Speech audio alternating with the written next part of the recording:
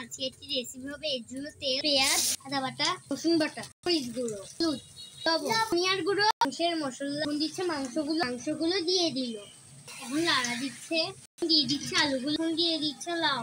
এখানে আমার আম্মু কিছু কচুর ফুল নিয়েছে, এগুলো রান্না করবে, এগুলো ধুয়ে নিয়েছে। এখন এটাতে পানি দেয়নি, এটা এখনো নাড়া দিচ্ছে। মাংসটা যখন অনেকক্ষণ কষানি হলো তখন পানি দিবে। এখানে কচুর ফুল সিদ্ধ দিয়ে অনেকক্ষণ কষানোর পর অল্প পানি দিবে, বেশি। এখন নাড়া দিচ্ছে, সিদ্ধ হচ্ছে যে আমার আম্মু একটু লবণ দিচ্ছে।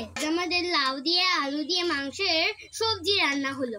ইচা শুটকি দিয়ে কচুর ফুল রান্না হবে। এখানে কতগুলো মাছ লবণ হলুদ মরিচ দিয়ে মেখে রেখেছে, ভাজবে। ওটা আম্মু ঢেলে নিয়েছে। এটাকে আম্মু ভর্তা বানিয়ে ফেলছে লেড়ে তেল। এখন দিচ্ছে আম্মু রসুন, দিচ্ছে পেঁয়াজটা বাদামি কালার হয়ে গিয়েছে। এখন মাংসগুলো দিয়ে দিচ্ছে। আবার সবজি মাংস দিয়ে আপনারা কে কে খেয়েছে দেখুন তরকারিটা কতটা মজা হয়েছে। অনেক মজা হবে মনে হয়, আমি খাবো অনেক মজা করে।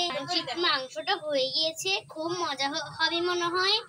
আপনারাও টেস্ট করে দেখবেন, অনেক মজা হবে। দিচ্ছে আবারও তেল, দিয়ে দেবে মশলা মেখে রাখা গুলো।